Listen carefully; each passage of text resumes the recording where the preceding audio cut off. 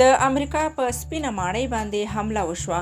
د ویډیو د شروع کېدو نه مخکې زموږ ویډیو لایک کړئ او سهار میډیا چینل سبسکرایب کړئ.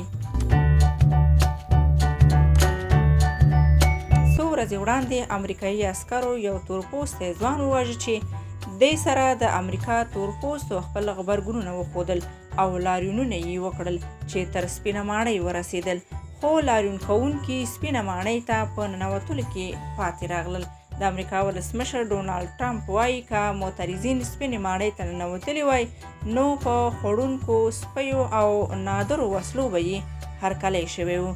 ډونالډ ټرمپ د لاریون کوونکو پر وړاندې د سپینې ماڼۍ د ځانګړو ساتونکو چلند ستایلی او وایي هغوی ډیره عالي دنده ترسره کړه.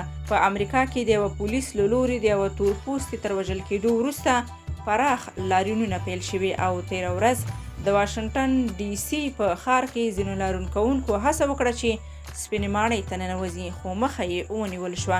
له دې پیښې وروسته د سپینې ماڼۍ دروازې هم د څه مودې لپاره وتړل شوې او پولیسو لاریون کوونکي له سیمې څخه وایستل.